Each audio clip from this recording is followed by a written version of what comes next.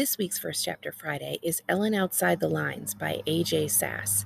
And this is a realistic fiction story about a girl who has autism, and she and her best friend go on a school trip to Barcelona, Spain, which is really cool because they talk a lot about all the places in Spain. I've never been there and I've always wanted to go, so that part's really fun in this story.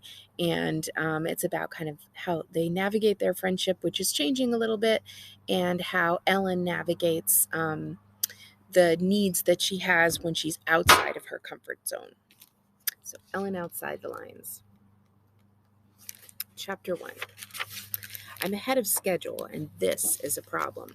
I know there are bigger issues. People are cutting down trees, endangering entire forests, along with thousands of animal species. But Dr. Talia says problems like those are out of scope. I'm supposed to think of my life as an entire world of its own, so focus on the stuff within my control. Stuff like, number 1, my breath. Number 2, my attitude. Number 3, the words I use. A short list, but manageable, according to Dr. Talia. It's totally manageable, except, right now, my world's tipped on its axis because I packed too fast, but not fast enough, to do anything else before my best and only friend Laurel is supposed to call. I grab a piece of paper off my desk and head over to the suitcase lying open on my bed. I've already double and triple checked this packing list. I even left suitcase space for souvenirs, plus changed into clothes for tonight's Shabbat service, but it's only 4:45. What am I going to do for the next 10 minutes? Dropping onto my bed, I pull out my phone. Ellen Katz. I finished packing early. You can call now. Laurel usually responds fast, but today my phone doesn't ring. Downstairs, Mom's voice drifts up to me. It rises, then falls with each musical scale.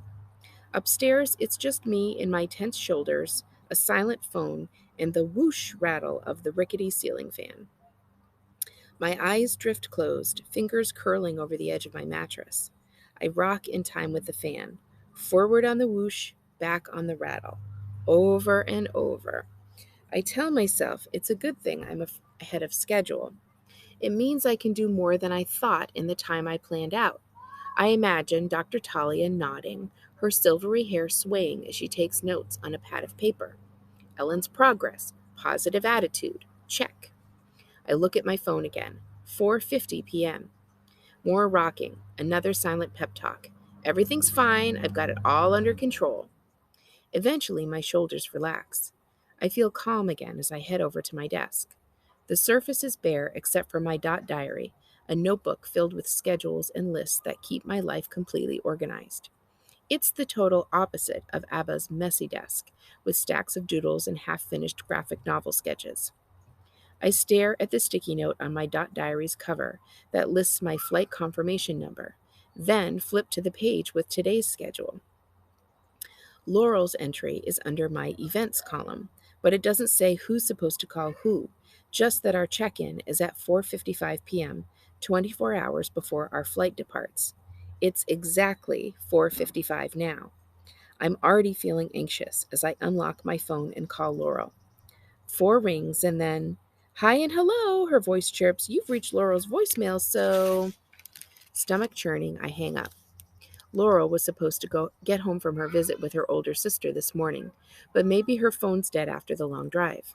I've never understood how Laurel can go to bed without plugging it into charge. I switch to her home phone number. McKinley residence. Laurel's mom has a voice that sounds like sugar, all syrupy syllables and molasses vowels. "Hi, Mrs. McKinley." "Ellen, how you doing, darling?" "Good." This is a lie.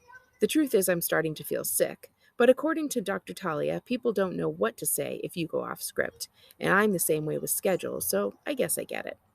"Is Laurel back from Florida?" "Yes, indeed. She and Dahlia got in a little before lunch. It was perfect timing, really, since I just finished making a fresh peach cobbler and..." As Mrs. McKinley describes each course of their meal, I pull the phone away from my ear to check the time. 5:01. What if everyone already checked in and Laurel and I don't get seats together because Peaches delayed us? The floorboards outside my room creak with the weight of approaching feet. "Incoming, Ellen," Abba calls from the hall. He swings my door open and enters my room while Mrs. McKinley keeps talking. It's a lovely farm just south of Atlanta. We should take you and Laurel on a day trip. A knot forms in my stomach and travels up into my chest, making its way toward my throat. Been in the family for at least. Can I talk to Laurel? My voice rises over hers. Abba crosses his arms. I'm not the greatest at reading body language, but this one's easy. I'm sorry, I tell Mrs. McKinley, swallowing hard. It's just, we were supposed to check in for our flight 7 minutes ago. Maybe 8 now. Well, she pauses like she's puzzled. I'm afraid Laurel's not here right this moment, dear. She headed over to the tailor's after lunch. Have you tried her cell phone? Yes, but I can't tell her that because my throat is closed up. I also can't tell her how things were supposed to return to normal once Laurel got back from Florida.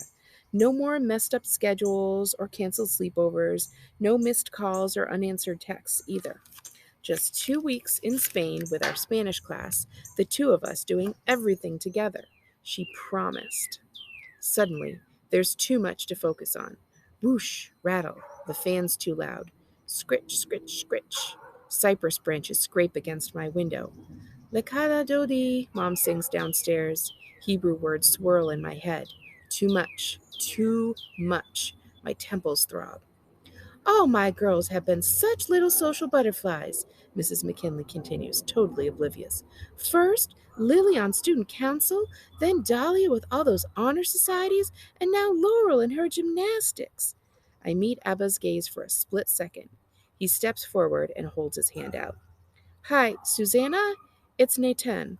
Seems the girls had a miscommunication. I don't remember handing Abba my phone.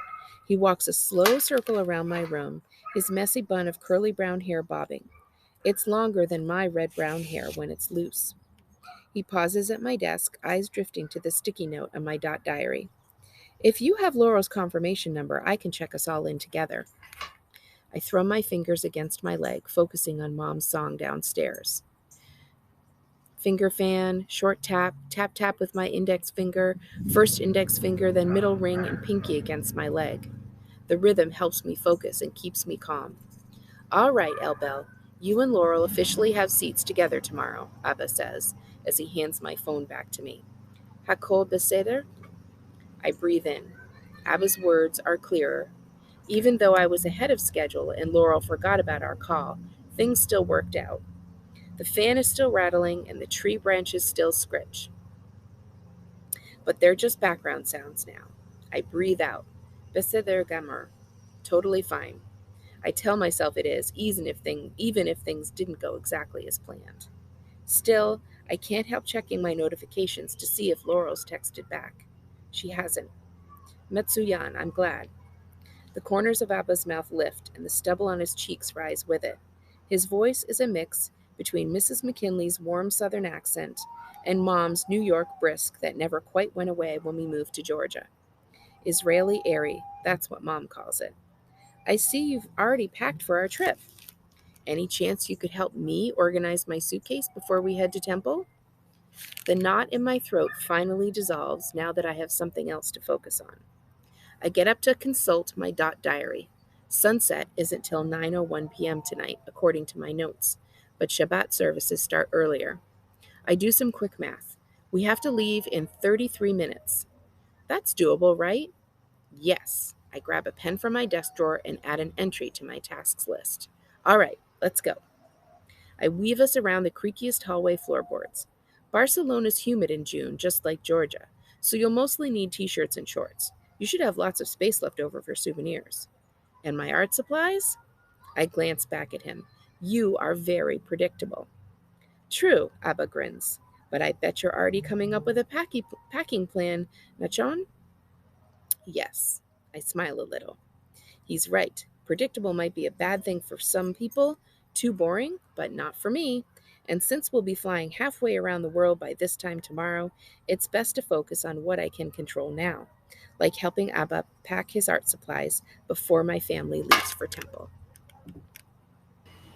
Chapter 2. The next afternoon, we roll to a stop in front of the McKinley's house, where Laurel waits for us on her wraparound porch. She hugs her family goodbye as Abba carries her luggage to the trunk. The two L's reunited at last, Abba says as he and Laurel get into the car. How was Florida, Miss Laurel? I adored it. Laurel adores lots of things, since it was her favorite word for all of seventh grade. We drove to the Gulf last weekend. It was so pretty. She rubs her small cross shaped charm between her index finger and thumb. Some people believe you have to look into a person's eyes to know what they're feeling. But I think you can tell more from what they do with their hands. Like I know Abba is stressed when his knuckles turn white around his tablet pen. Mom waves her hands around as she talks when she's excited, and I do my finger thrum whenever the world gets too bright, too loud, or both.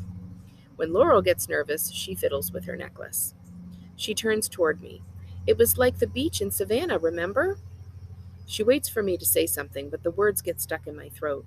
I nod instead, a quick, jerky movement that matches the beat of a pop song playing from our car's radio. I remember. Last summer, between 6th and 7th grade, I spent a week with the McKinleys at their vacation home on the Georgia coast. Laurel and I swam in the ocean every morning and ate lunch on the beach every afternoon. We'd make up stories about the other tourists as we ate. Things like where they were visiting from and what might happen in their lives when they got home. Sounds like you had a nice trip, Mom says. Yes, ma'am. Laurel's strawberry blonde hair bobs on her newly tanned shoulder. I sure did. We merge onto the freeway, and Abba's arms appear above his seat, stretching as far as they'll reach. I hope no one minds if I take a nap. I lost myself in some sketches last night. Stayed up way past my bedtime. That's fine. Mom turns down the music's volume.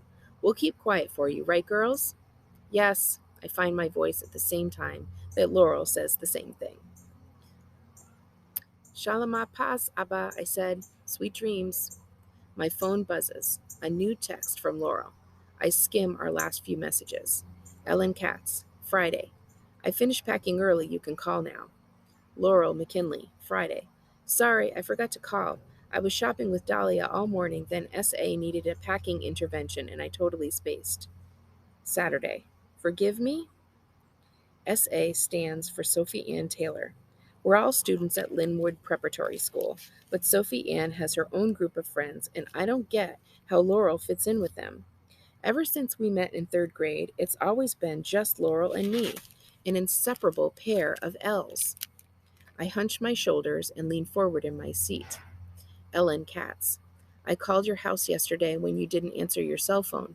Your mom talks a lot. Lauren giggles. My phone buzzes again. Laurel McKinley. LOLOL, I know, I live with her. The sides of my mouth twitch up and I relax in my seat. Up front, Mom hums a Shabbat song she sang in front of our temple this morning. I try to imagine what it'll be like to spend 2 Shabbats halfway across the world. Except for the trip to Savannah, I've always gone to temple with Mom and Abba every week. While Mom leads our temple in song, I sit with Abba humming along. Abba's breath becomes deep and slow. Laurel and I keep texting to make sure that we don't wake him. Laurel McKinley. So how much homework do you think Senor L will make us do on this trip? L. Lan Katz. The syllabus from last year was on the school website. It's lectures in the morning, then a siesta, and afternoon field trips before dinner. I didn't see times listed for homework. Laurel McKinley. Let me guess, you made daily schedules for the whole trip. L. Lan Katz. Maybe? Laurel McKinley. Laughing emojis. I glance over at Laurel right as Abba snorts in his sleep. The corners of our mouths rise at the same time. Mom glances back at us in the rearview mirror. Grins must be contagious, she tells us in a loud whisper. Now I can't stop smiling either. The car rolls to a stop in front of Atlanta Airport's International Departures Terminal.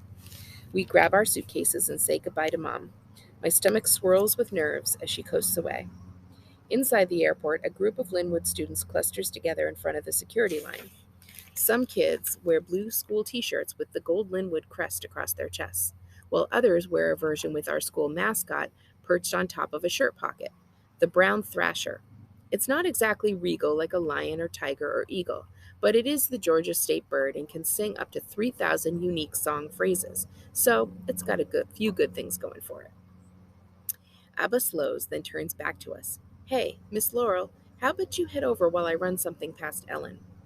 I automatically take a step toward Laurel. We're supposed to stay together on this trip. But Laurel doesn't seem bothered. Sure. She turns to me.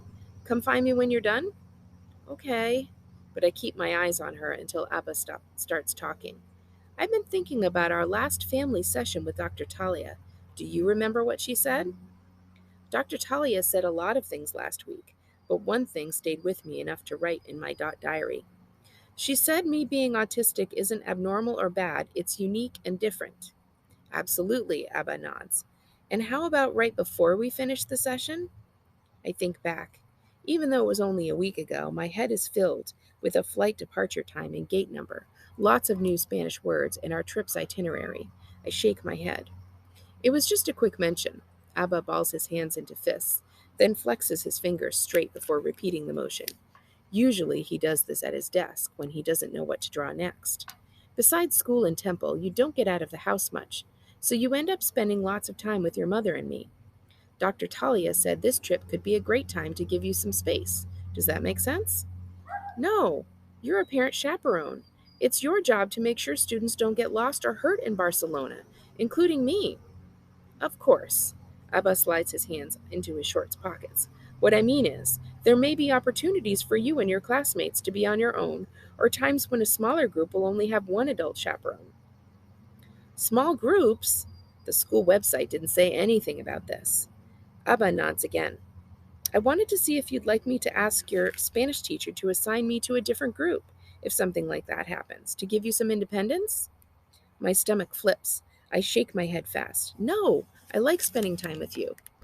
I expect him to smile here like he did yesterday, but Abba just presses his lips together. Are you sure, Elbel? The parent chaperones need an attendant in orientation, so we're equipped to assist every student no matter what. Plus, I'd still be around if you needed anything. I want to spend time with you. I'm still shaking my head. I don't notice that I've let go of my suitcase and balled my hands into fists until Abba speaks again. Hey, lo hashuv, it's okay. The distress drains out of me. My fingers relax at my sides. Do you need a moment, Matuka? Abba asks. There's time to stop by the bathroom if you need someplace quiet to reset. No, I'm fine. Okay, Abba hesitates, like he's not quite convinced. Finally, he reaches for his suitcase. Let's go join your group then. That should be that. But as we head toward my classmates, I can't help feeling like my world has started to spin off axis again. So that's the beginning of Ellen Outside the Lines. Sets us up well for the class trip they're taking, and I hope you enjoy this book.